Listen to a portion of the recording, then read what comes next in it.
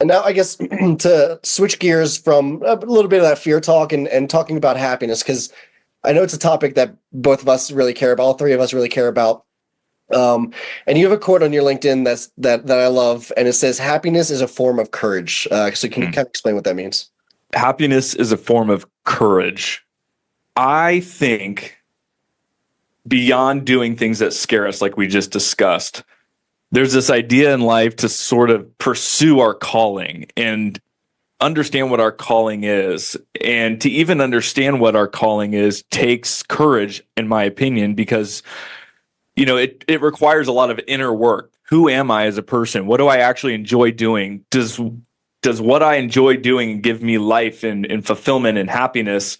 Is that what I'm doing right now? And that certainly was me for many years, in professional sales, selling for a payroll company, learned a lot of great things, had a lot of great people around me, and it benefited my career. But, that's not giving me joy. I'm selling a commodity service, and it was all a numbers game with sales. So making those decisions to transition to things with a lot less security because it aligns with my personal values. And that is sort of the definition, I think, of fearlessly pursuing our calling to get to happiness.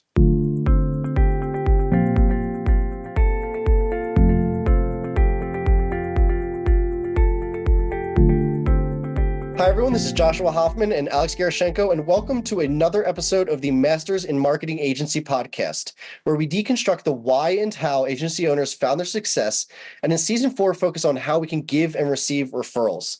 Today, I have Will Palmer, the founder and CEO of Growth Lab, a marketing agency that provides premium SEO and digital ad solutions for law firms seeking to dominate competitors in client acquisition rate, web visibility, and market share.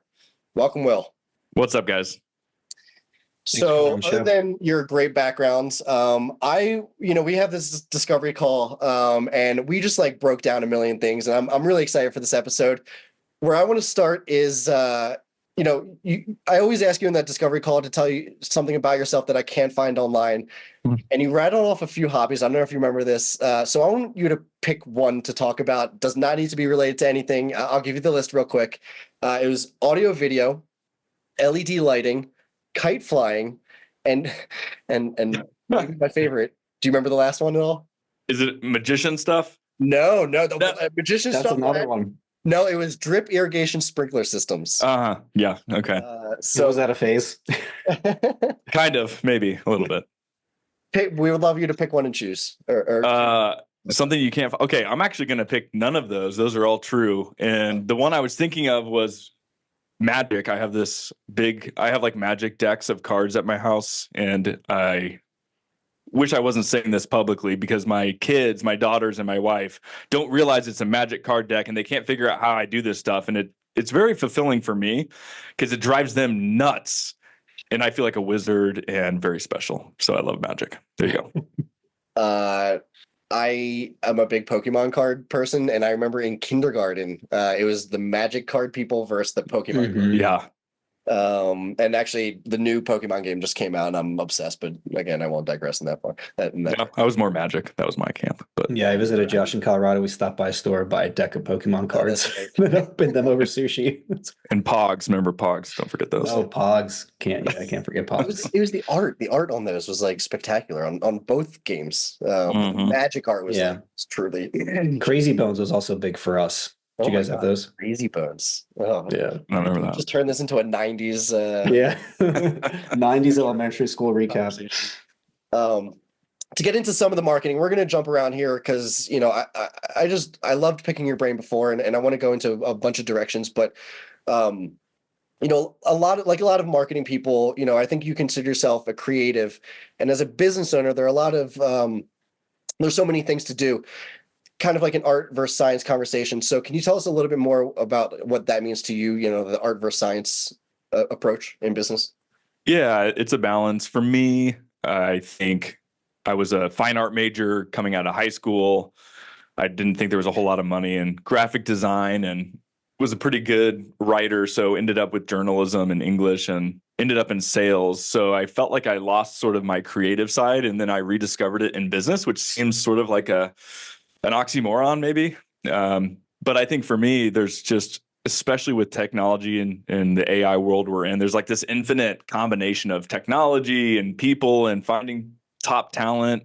We're a fully remote W-2 workforce. And so there's all of these layers you can stack creatively together and deliver insane value at scale. So I think there's the creative side for me, and that's just kind of part of it. But that's why I view myself more of an artist than this analytical business mind. So I feel you. So I feel like the same thing happened to me. I started two companies, which I was doing the sales, but that just opens up creativity. And I've since moved into straight sales for other people, we'll call it. And I feel like I've been losing a little bit of that creativity. And this podcast, as well as another podcast that we might be starting. No, I'm going to say we are starting. It's allowed me to open up that. So I completely hear you on that one. And then I guess moving forward in your entrepreneurial journey, we previously spoke about making decisions based on fear. So can you actually share any stories that you have where you maybe like made a decision based on fear? Yeah, a lot of decisions in that and in life based on fear. I think recognizing that it's a habit we all have as human and the human condition is helpful. Man, in terms of an example or two related to business, I would say if you go all the way back to the delay in starting my own thing, I mean, everyone's going to have fear around the unknown. So that's part of it. And it doesn't do any good to regret, hey, I wish I had started sooner. But I think that's, you guys probably have heard, that's the common thread. A lot of entrepreneurs say, well, I'm so happy that I did this. It doesn't come without struggles. Wish I had done it sooner. You know what I mean? And so I think there's a fear element with that. So that is true for me too. And then I think to kind of go more personal into it, I think there's a lot of fear around the implications entrepreneurship has on, say, family life. And I know everyone's family situation is different. Not everyone is married or has kids like I do, but there's a balance between personal and professional that we all are trying to strike. And I think there's a fear that we jump into entrepreneurship, that all goes out the window.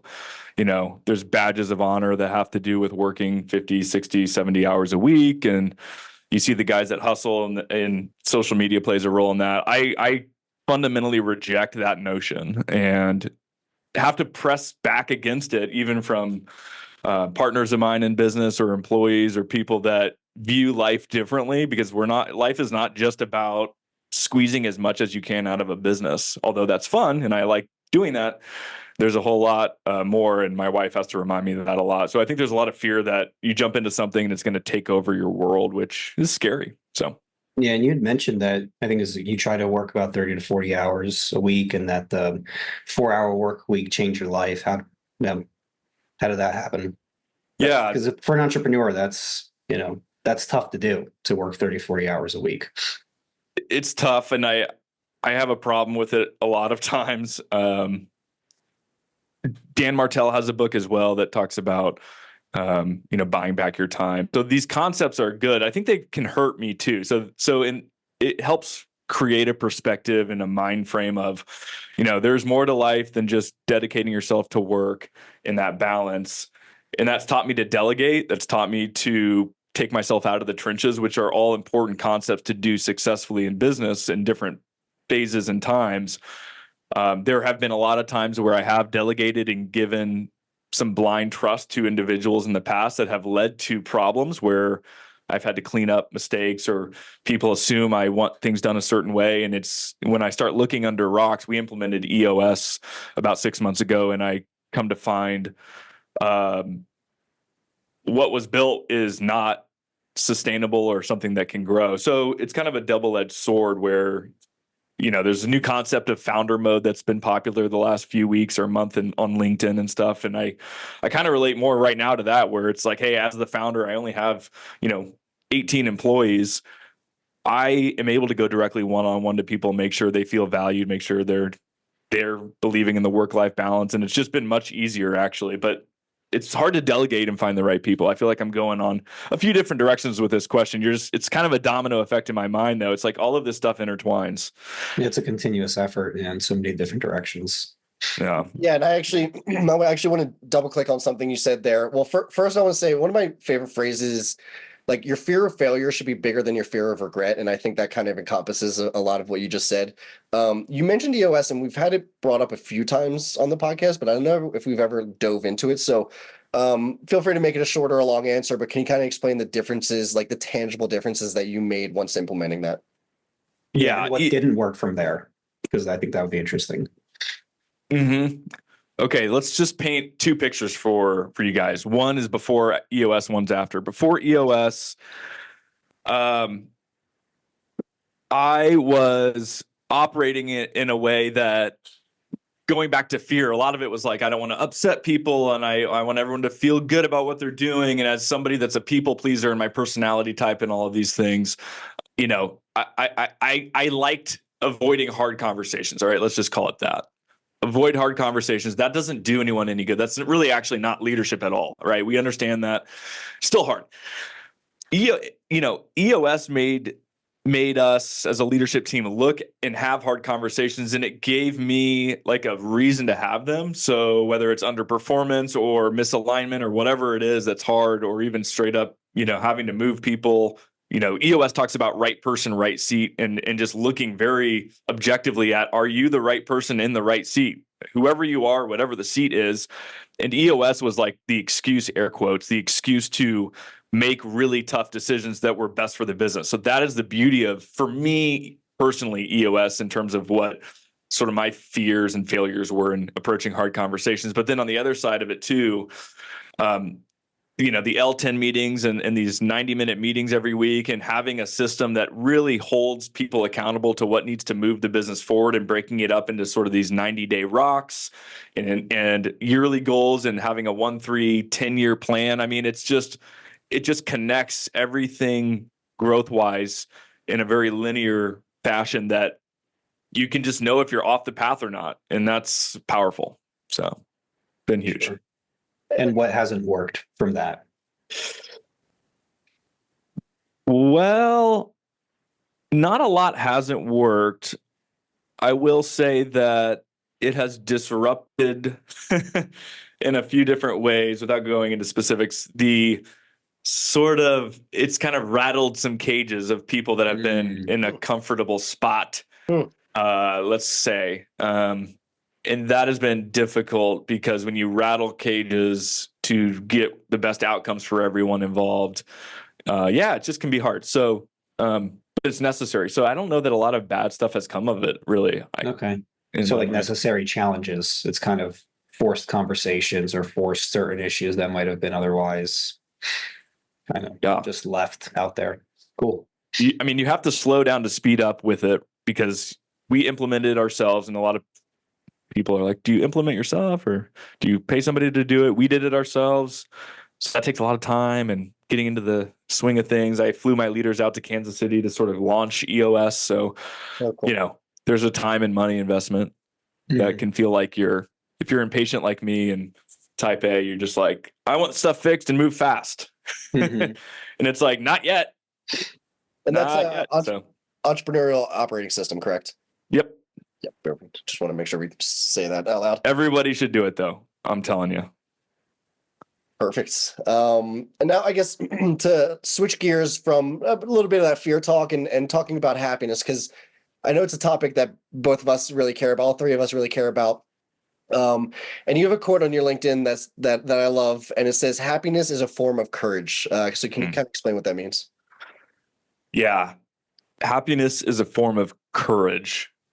I think, beyond doing things that scare us, like we just discussed, there's this idea in life to sort of pursue our calling and understand what our calling is. And to even understand what our calling is takes courage, in my opinion, because, it requires a lot of inner work. Who am I as a person? What do I actually enjoy doing? Does what I enjoy doing give me life and fulfillment and happiness? Is that what I'm doing right now? And that certainly was me for many years, in professional sales, selling for a payroll company, learned a lot of great things, had a lot of great people around me, and it benefited my career. But, that's not giving me joy. I'm selling a commodity service, and it was all a numbers game with sales. So, making those decisions to transition to things with a lot less security because it aligns with my personal values. And that is sort of the definition, I think, of fearlessly pursuing our calling to get to happiness. That would be my thought. Yeah, and I know this is like the most basic thing to say to this, but I think it's worth saying, which is like we live one life, right? And I think people don't, we all know that it's a fact of life, but we don't like use that. And I think that's kind of behind a lot of what you're saying there is, we don't want to be 80, 90 years old and look back and be like, damn, like there are a lot of things I would have done differently. So it kind of goes back to that, the fear of regret should be stronger than the fear of failure. Yeah, I feel like there's in business, we talk about like working on the business instead of in the business. And I think that applies to personal life as well, right? Like you just go through life dealing with like the challenges they have in front of you instead of maybe like stepping back and taking a second and be like, am I in the right seat in life? Love that. Yeah. That's a scary thing to think about, right? Yeah. A lot of times we're not. That's okay. But, yeah. And then you got to course correct. And that's scary. Yeah. Just bring EOS into our lives, right? Well, I won't go down that road, but yes, there is like a family EOS thing. There's so much stuff you could do. My wife is like, you put so much effort and structure into business, and then that would be cool to have with the family. And I'm like, that would be cool. Why 100%. Am I not doing that? I thought about the same thing in terms of like planning, like the way you plan for your business. Why not do that in your personal life? And I met someone that did. One of my friends, he has a bunch of different businesses, but then we were talking personal, and he was like, yeah, all the planning that we do and like budgeting that we do and like planning by quarter, like we do that in our family and we delegate things. I'm like, that makes so much fucking sense. So I created in ClickUp a family L10 template for my wife and I to do. I mean, it's hard to have a 90-minute discussion when you have a 4 and 8-year-old daughters at home. It's supposed to be every Saturday at 9. I think we did 2 of them. This was created like 5 months ago. So it's hard, but I was like, this is great. So I'm going to go. That's my challenge to everybody. Let's go do that after this. But no, I love that. And I'm in a new relationship where you guys have been in it a little bit more. So, and she's awesome, by the way. Thank you. One thing that we've been trying to do, and honestly, I take so much of this from Tim Ferriss, is like scheduling a monthly conversation where it allows you, of course, you wish that you always have good communication and someone will bring up something when they're not feeling, on the same page or whatever. But when you actually schedule something to talk about it, it gives you that like, okay, I know I can bring this up later, and it's not like it doesn't have to be in the moment, which is also very strong. The other thing that I took from Tim Ferriss also is, if either person's ever not feeling 100%, like you walk into the door after work and you say like, I'm at 40%. And if the other person can't like go to cover that 60%, you just get delivery that night. You take it easy. You get a babysitter. Like you don't push it. You don't try to push it because, one person's not 100% and the other person can't fill it. So Josh, I kid you not, this has been the conversation my wife and I had last night and this morning, identical to this. It was like, I want to show up the best version of myself for her. She wants that for me. And sometimes we're just unable to, and like identifying that in ourselves and the partner being empathetic towards that. And I just think that's really interesting. You just said that spot on. That's crazy. That expectation setting is so important and not done enough. It's hard. Yeah. Cause we can all say that we want and we have good communication, but like when things get hard, that's when it matters the most and usually fails. I've boiled communication down because my number one thing was always like good communication. And what I really realized is like, it's not really communication, it's expectation setting. Well, if we want to go into that, sure. I think that and we might have talked about this last time, and I got to make sure I get the quote or the saying right, but happiness is transferring expectation into appreciation. So expectation is the root of all unhappiness, and appreciation, you could argue, is the root of all happiness. So I think it sounds so simple, but we're so ingrained of expecting, and some of us can't get out of that. And I think that's the root of unhappiness. Interesting. So I always wonder, like on the receiving end, it should be gratitude, right? Or appreciation, and then on the giving, it should be then setting expectations. Yeah, I want to say a lot of this rebranding, and I don't know if we'll take this out, but a lot of the rebranding is I love getting into this personal stuff. It's like what I live for, and then literally my next question is like, the last question before we get into your business. But I just, I think it's so important. That's kind of why I want to rebrand this whole thing of like the mental health of marketers or something like that, because we really always dive into like, especially the Interesting. first half is always this kind of That's stuff. true, I think we it's just do. so important for people to hear and like relate to and be like, I'm not alone. Love that. So let's see what this last question says before we get into business stuff. The last thing I want to talk about before we get into the questions about your agency is something that I always want to leave space for, and that's your leadership men's group. Because again, we talked about that a little bit, and I think it's just, we just talked about the importance of all this. So can you tell us a little bit more about, the impact that has in your work there?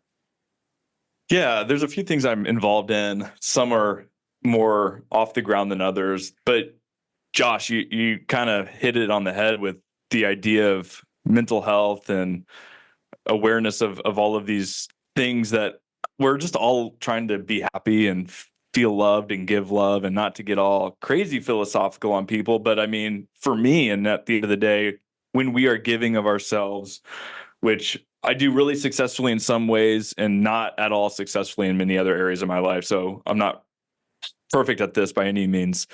But for me, at least for other men, there's a few things I'm involved with. One with church, one through a group my buddy started called Purpose to Lead, which is just a local group of entrepreneurs in Kansas City that have faith. And it's somewhat faith-based, but it's also a lot to do with just men getting together and talking, which is not, my default is to not talk and to not do anything.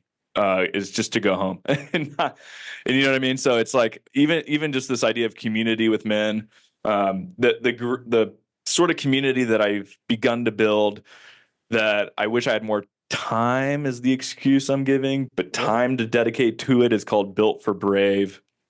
The idea of Built for Brave is really just looking at the bravery required of men to just like going back to what we talked about, doing really hard things in life to find joy. And so that can mean a lot of different things. We cover a lot of different topics, from addiction to family to work to, you name it. And it's just a safe place to share judgment free, like what's hard in life, and not feel alone in it. So. No, I think How long have you been doing that? About 6 months. This group I lead at church and been going to has been going there 2.5 years. So it's been kind of a journey for me to kind of rid myself of stuff that doesn't serve me anymore, like drinking and THC and some other behaviors. So it's sort of aligned with some of that stuff for me. Yeah. I'm going to make this your excuse then to get back to it, because it sounds like you're putting it on the back burner. So I'm going to call you out and say, I think the world needs more of that. So if this call me. I like it, dude. Call me out. I that's how I respond. All right. Like I go to therapy. I've been in therapy a long time, you guys. And I'm like, I finally have this awesome therapist. He's like, I mean, dude's amazing. And he calls me out on my shit. And I love it, because I'm like, tell me, I need a plan of action. Tell me when I'm full of shit. Tell me what I could be better at. Like, he like looks into my soul and is straight up like, and he loves me. And that sounds like a weird thing to say about a therapist. And I'm just telling you, like, it's just call me out, Josh. That's all I'm trying to say. It's not even a call you out. It's when we bring things up and it just like makes us remember why we did it. And then when one other person's like, all right, then like, I'm going to give you a little shove then back. Like, I know why you were doing this. So that's all I'm trying to be over here. That's how I respond best. I tell my girlfriend, I'm like, you can be like really aggressive. Like you can like like get to the gym. Like, like I respond really well to that. By the way, Andrew, I don't know if we talked about this, but Andrew Morgan has an agency, an Amazon agency called Marknology in Kansas City too. So maybe just look him up, and I can remind you after all. Look him up, and if it's a good connection, I'm happy to make the connection. He's one of like the greatest people I've ever worked with. So All right, now let's get into some of the business stuff. I'd like to learn a little bit more about your marketing firm, Growth Lab, because part of our goal, again, with this podcast is to build, these referrals among our guests that promotes collaboration and support. We've talked about it before, but a lot of what we're trying to do is this started as a normal podcast. And now we realize like marketing agencies are just this hotbed of referrals that, you have these services that you pair well with these other services, but you don't want to like do them in-house. So you have partners and things like that. So just want to talk a little bit more about your company. Can you tell us, I'm going to throw a lot of questions at you, just take it any directions that you want, but can you tell us a little bit more about the firm? How did you get where you are today? What does it look like today? And where are you going in the future? And I can remind you of those questions. Sure. Yeah. So Growth Lab, we really are just this hungry group of, I like to say, overachievers pursuing a better way to bring in cases and clients for law firms. It's a very competitive space. I'm sure you've had countless guests that are in the legal space. And so what we do to differentiate ourselves really is just to position ourselves as a premium provider. We try to vet clients as much as they vet us, and that we really are focused on the high growth firms that have capital to invest in this, to build a Ferrari of a website and a system, a marketing system with, a more entrepreneurial team versus, say, a local small business, legal marketing agency, or even just SMB agency that doesn't specialize in legal, or some of the bigger names out there that are more national in our space that are a lot of cookie cutter approaches, sort of stamping out at scale these services that they deem to be necessary that really aren't. And so anyway, that's kind of a big reason why I started the company. I actually worked for one of those very large national legal marketing firms, and they did a lot of good things really pretty well, but they did a lot of things not well at all. And that's, I respect their growth and what they've done over the last couple of decades. But at the end of the day, we all believe that there's a better way of doing things and serving people. So I left, served med spas for a year, which was a special deal so that I didn't violate a non-compete. And then I stepped back into legal when it was appropriate to do so, and have been building that ever since. I was going to ask. And where's it going in the future? Right now, we are at a point where we're, again, through EOS initiatives, polishing off a pretty large time and money investment into Zoho One. So all of our systems are moving into Zoho in terms of CRM and project management, and essentially managing clients and our internal processes from A to Z. And so I've got a software development company putting that out in phases as we speak. Phase 1 should be done in like 2 weeks. Phase 2 and 4 weeks after that. So anyway, the reason I'm telling you that is because it really allows us a huge runway for growth, in that we have just hired a salesperson. We're trying to bring on another one before the end of the year, have another couple more join us Q maybe 2 of next year or 4. So we can just have this thing, expand into more markets. We're pretty Midwest heavy, but there's a ton of clients that we should be working with in other markets that we'll have the capacity to serve going into 2025. Nice. Yeah. And Zoho One is kind of endless for what you can do with it. It's crazy. Yeah. It's crazy. I was actually just talking to one of my business partners about it. They had brought up using for a startup, using HubSpot, and I was like, I just talked to someone who's using Zoho One, and it was you. I was like, let's look into that again. Well, they rebranded. Now they don't look like a 1990s GeoCity website clip art. And that threw me off, dude. I'm not to judge a book by its cover, but it really did. We looked at it 8 months ago. Mm-hmm. I'm like, this looks. Before it was blocks. It was just silly blocks. It was ridiculous. Yeah. And it's still so archaic. They're just outlined now, so it's a cool different. Sorry, Zoho, if you're listening to the spot. No, Zoho's made awesome strides, from what I've seen even years ago. So good for them, right? We're paying them, so they're doing it right. It's a powerful. Did you use the flexible model, or did you do the every employee? Every employee. Nice. How did you guys start? How'd you get your first customer?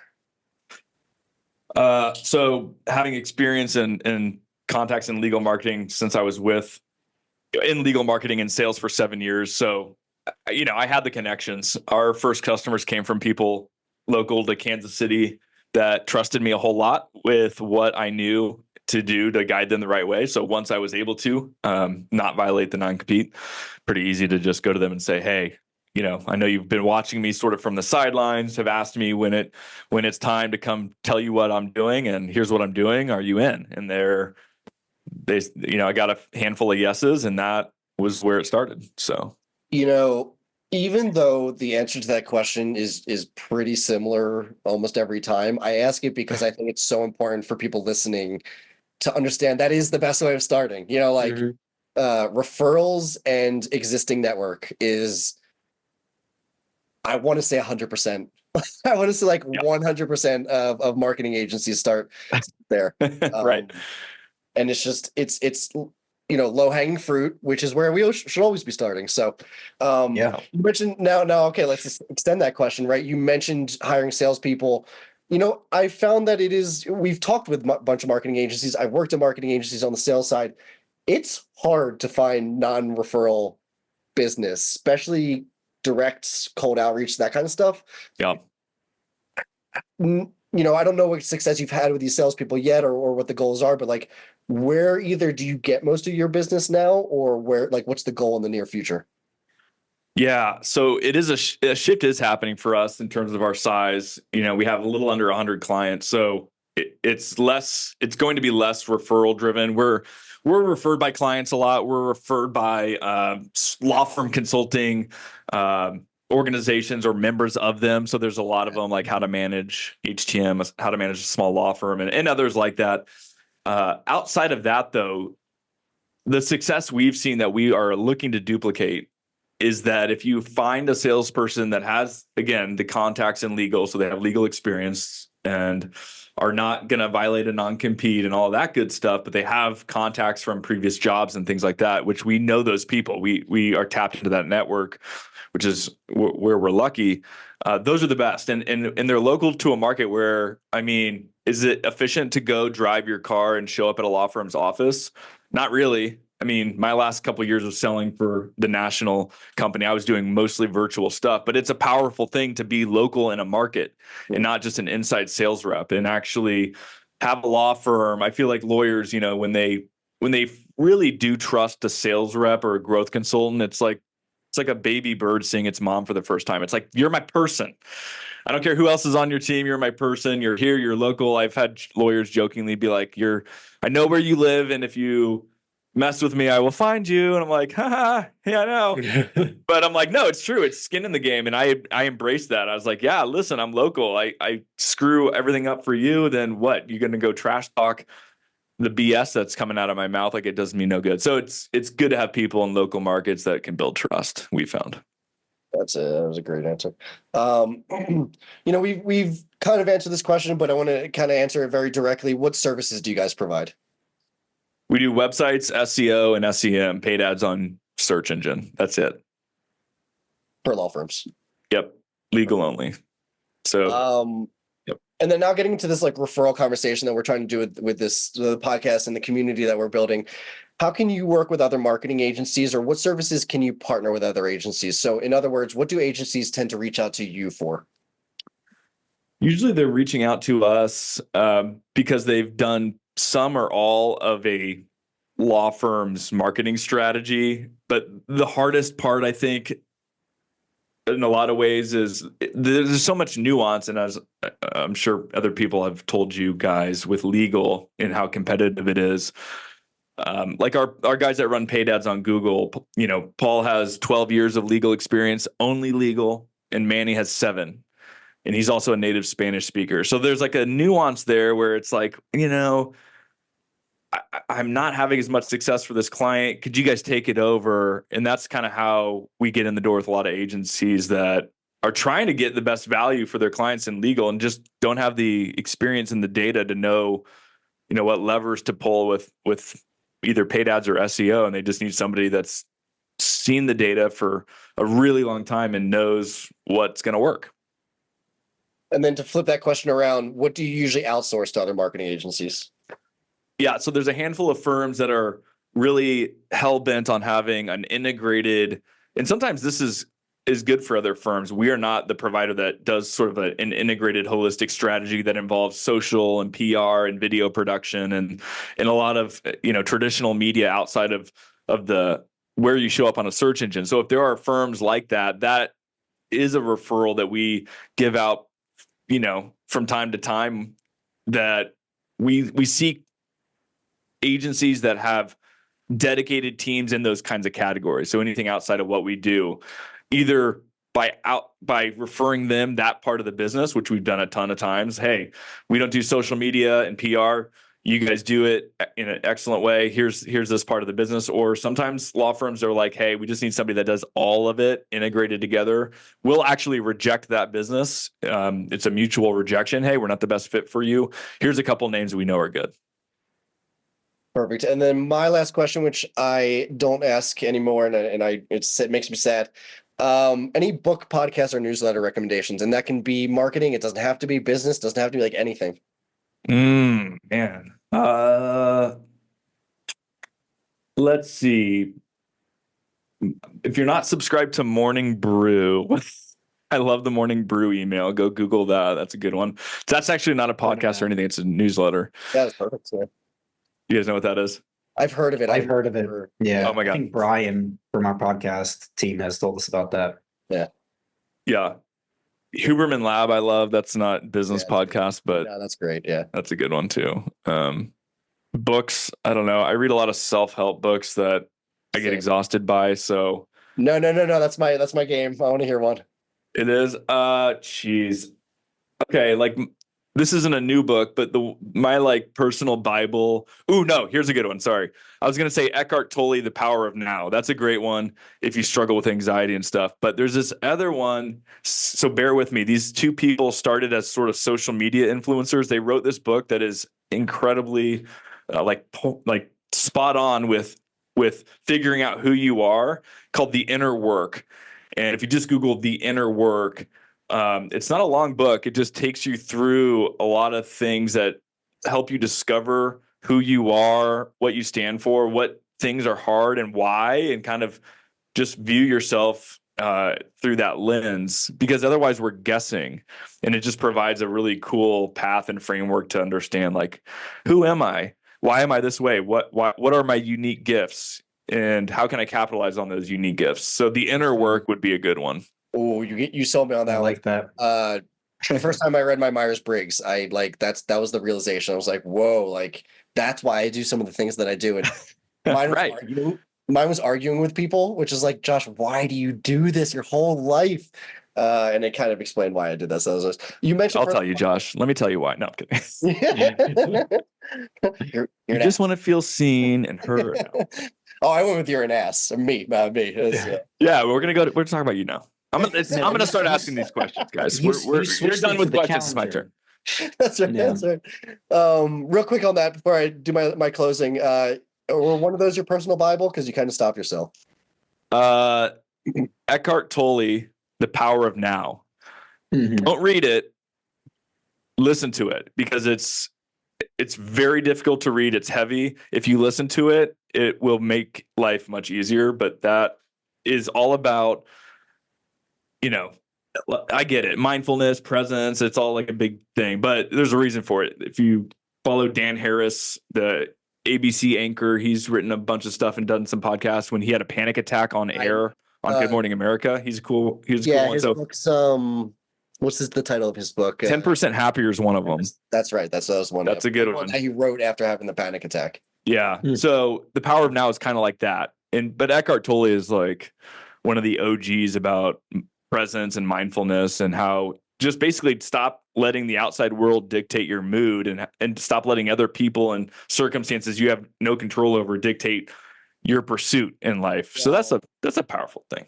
My favorite topic in life is stoicism, and that sentence is essentially the definition of stoicism. Yes. I got Ryan Holiday books behind me, y'all. A bunch of them. I used to always have it within arm's reach, but then I moved. I'm sure. I know. I have it in arm's reach. The problem is I got my Walden. That's all I got. I got Walden. It's within arm's reach. Awesome. Well, as we come up to the end of the episode, I just want to give you an opportunity to mention how people could find you and anything else you'd like to end with. Sure. I would just say Will Palmer Growth Lab. If you Google that, I'm best on LinkedIn. That's really my primary social, if not only social media platform that I use. So Will Palmer LinkedIn is a good way to Google me or find me. I'm the first result on there. Would love to connect and message me on there. Anyone that is wanting to connect on anything would love to do so there. So. Awesome. And thank you so much for coming on the show. And for those of you who have learned something new from this episode, please consider giving us a like or a follow so we can continue getting the highest quality of guests.